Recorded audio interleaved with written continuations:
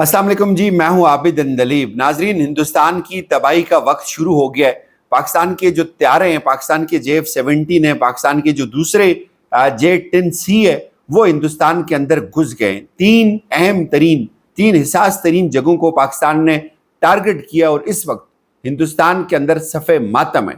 हिंदुस्तान का तमाम तर मीडिया पागल हो चुका है कि पाकिस्तान ने हमला कर दिया है, लेकिन अभी तसल्ली नहीं हुई, अभी बहुत कुछ होना बाकी है। जवाब में हिंदुस्तान क्या कर रहा है? पाकिस्तान की बहुत सारी बॉर्डर से, लाइन ऑफ कंट्रोल से कुछ खबरें आ रही हैं, ताज़ा तरीन अपडेट हैं। एक तो जो कचेरी रोड पर मरकज़ अल हुदा है, इसको कसूर में खाली करवा दिया गया। सियालकोट में बॉर्डर एक्टिव है। सियालकोट के उस पार जो इंडिया है, जहाँ पे इंडिया की बॉर्डर है, वहाँ पे हिंदुस्तान ने बहुत बड़ी बड़ी रोशनियाँ नस्ब कर दी हैं। सर्विलियंस की जा रही है। चिकोटी सेक्टर पे भरपूर फायरिंग हुई है। लाइन ऑफ कंट्रोल पे अगर कोई इलाका है जिस पे फायरिंग नहीं हुई तो वो अभी तक नीलम वैली है। लेकिन ताहम नीलम वैली का जो लोअर बेल्ट है, जहां से नीलम वैली शुरू होती है, वहां पे हिंदुस्तान ने फायर किया है। जो डैम बनाया हुआ है नीलम झेलम हाइड्रो पावर, उस डैम के ऊपर हिंदुस्तान उसको टारगेट करने की कोशिश कर रहा है, लेकिन उसके बाद बाकी ऊपर नीलम वैली में फायर नहीं हुआ। ताहम बरनाला शहर में मसाजिद में ऐलान किया गया, तमाम लाइट्स को बंद कर दिया गया और गैर मुस्तदका इतलात के मुताबिक सुलेमान की से लेकर फोर्ट अब्बास तक जो जितनी भी नज़दीकी आबादी हैं उनको भी ऐलानात करके या आगाह कर दिया गया कि आपको किसी वक्त भी ये इलाके खाली करने पड़ सकते हैं। फिर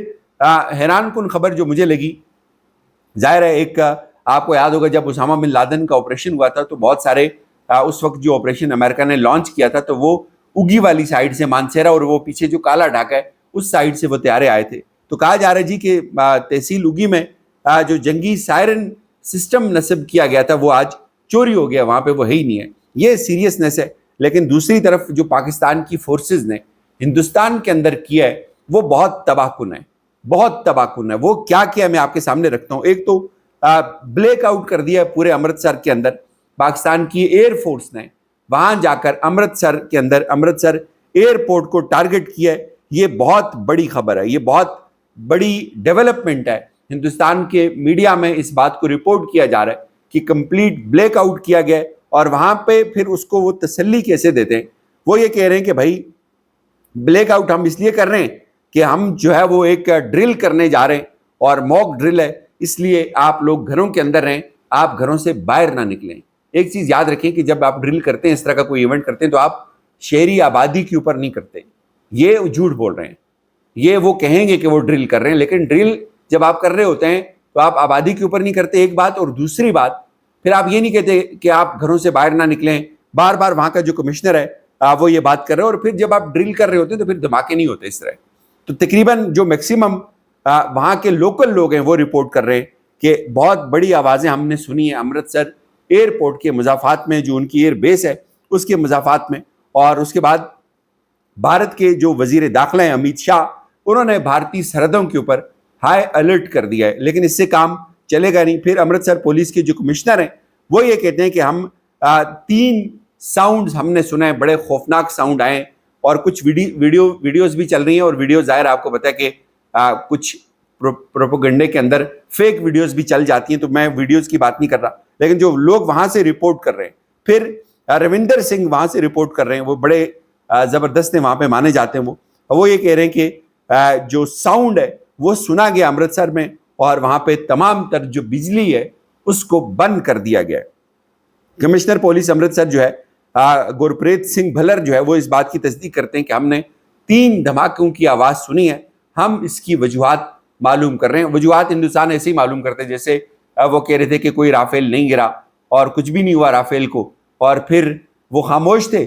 लेकिन जिन्होंने राफेल बनाया था उन्होंने कहा भाई राफेल तो गिरा है, और वो कह रहे हैं कि राफेल पहली दफा गिरा है। अच्छा, एक चीज याद रखें, बहुत इंपॉर्टेंट पॉइंट मैं आपको बता रहा हूं, आपने एक चीज को नोट करना है।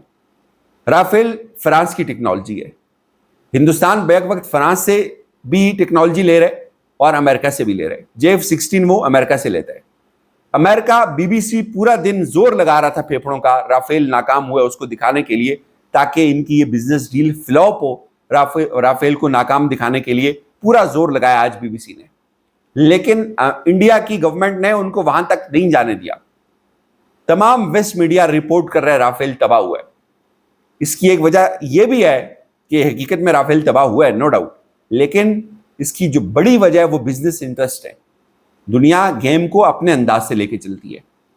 اب رافیل تو تباہ ہو گیا, ہندوستان اس کو چھپا رہا تھا, لیکن جو رافیل بنانے والی کمپنی ہے وہ کہتی ہے بھائی ہم خود بھی حیران ہیں, رافیل تباہ ہو گیا. اب وہ کہیں گے یار تمہارے پائلٹ صحیح نہیں ہے, یہ بدھو ہے, یہ اڑا ہی نہیں سکتے, یہ جو رافیل ہے یہ ہم پاکستان کو دیتے ہیں اور دیکھو یہ پاکستان اس کو کیسے اڑائے گا. اور میں آپ کو یہ بھی بتاؤں پورے وثوق سے, رافیل میں پرابلم نہیں ہے, اٹس ناٹ ٹیکنالوجی جو بری ہے, یہ اس کے اندر بیٹھا ہوا انسان ہوتا ہے, وہ اس کے اندر کتنا گردہ ہے, کتنا جگر ہے اس کے اندر, وہ کس طرح لڑتا ہے اپنے وطن کے لیے.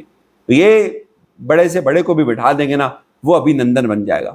پاکستان کا کوئی عام پائلٹ بھی اگر بیٹھ جائے گا نا رافیل کے اندر تو وہ سرفراز رفیقی بن سکتا ہے اور وہ سید سجاد حیدر بن جائے گا. بہرحال انہوں نے کہا جی ہم اس کو معلوم کر رہے ہیں کہ یہ کیا ہوا ہے, لیکن حقیقت یہ ہے کہ پاکستان نے 3 جگہوں پہ ہندوستان کے اندر گھس کے ٹارگٹ کیا اور بڑا بھرپور جواب دیا ہندوستان کو. یہ بہت بڑی فتح ہے.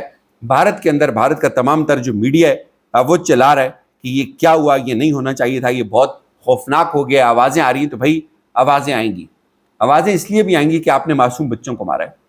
آوازیں اس لیے بھی آئیں گی کہ آپ نے ناحق خون کیا ہے معصوم بچوں کا, جن کا پاکستان اور بھارت کی جنگ سے کوئی لینا دینا ہی نہیں ہے, جن کا کوئی تعلق ہی نہیں تھا, لیکن آپ نے ان کو ٹارگٹ کیا ہے. غلط ٹارگٹ کیا آپ نے سارے.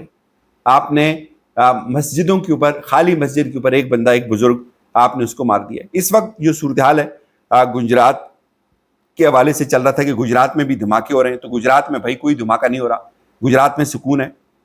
باقی کچھ جگہوں کے اوپر اسلام آباد کی کل تمام جو تعلیمی معاملات ہیں وہ شیڈول کے مطابق چلیں گے, تمام ادارے اپنا کام جاری رکھیں گے. پھر جو باقی جو سیکٹر ہیں, خاص طور پہ جو آزاد کشمیر کے اندر لائن آف کنٹرول کے اوپر, وہاں پہ کچھ احتیاط کا حکم دیا گیا کہ آپ نے احتیاط کرنی ہے, زیادہ پبلک گیدرنگ نہیں کرنی, زیادہ لوگوں نے اکٹھے نہیں ہونا, کیونکہ وہ بہت سارے ایریاز جو ہیں لائن آف کنٹرول کے وہ سارے کے سارے ایکسپوزڈ ہیں, یعنی کہ بالکل ہندوستان کے سامنے. دوسری طرف پاکستان نے پنجاب کو ہٹ کیا ہے, یہ ہندوستان کے لیے بہت بڑا چیلنج ہے. پاکستان نے کہا تھا کہ ہم جواب دیں گے, تو جواب وہ دے رہے ہیں. اب ہندوستان نہ دکھائی الگ بات ہے, انہوں نے ہمارے معصوم لوگوں کو مارا, پوری دنیا کو ہم نے دکھایا. ہم خود میڈیا کو وہاں پہ لے کر گئے, ہم نے کہا کہ آؤ دیکھو بتاؤ کتنے دہشت گرد تھے. اور ہمیں پہلے بھی پتا تھا, پاکستان کو پتا تھا کہ ہندوستان نے کہاں پہ مارنا ہے, لیکن ہندوستان کو یہ معلوم نہیں تھا کہ پاکستان کہاں پہ مارے گا. یہ بھی میں آپ کو بتاؤں کہ جو نام 8 لیے جا رہے ہیں کہ 8 ٹارگٹ لاک ہیں, یہ ڈسیو ہے, یہ ٹارگٹ نہیں ہے. ہندوستان جب 2019 میں مارے تھے پاکستان نے وہاں پہ میزائل, تو ان کا جو آرمی چیف تھا وہ ایک بنکر میں تھا, ایک بریفنگ لے رہا تھا, اس کے آس پاس مارے تھے, اس کو ڈائریکٹ نہیں نشانہ بنایا تھا. یہ بات ہمیں خود جو آصف غفور صاحب تھے انہوں نے بتایا تھا کہ ہم نے اتنی پریسین کے ساتھ, اتنی ایکوریسی کے ساتھ مارنا تھا, ان کا چیف مرتا ادھر, ہم نے اس کو ارد گرد مارے تاکہ ان کو پتہ چلے, اور وہ ان کو پتہ چلا تھا. وہ بڑا اسٹرانگ میسج گیا تھا.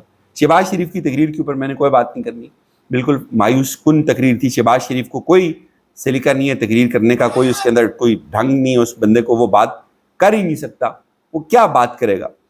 اس وقت جو لوگ کہہ رہے ہیں کہ سیالکوٹ بارڈر پر جو ہے وہ کشیدگی بہت زیادہ بڑھ گئی ہوئی ہے, تو بہت زیادہ نہیں ہے بھائی, ہلکی پھلکی وہاں پہ چل رہی ہے, چیزیں وہاں پہ چل رہی ہیں سیالکوٹ بارڈر پہ. بہرحال باقی جو لوگ اگلے مورچوں پہ ان کے لیے دعا کریں, ان کو اپنی دعاؤں میں یاد رکھیں اور اپنا بہت سارا خیال رکھیں. پاکستان زندہ باد. خدا حافظ.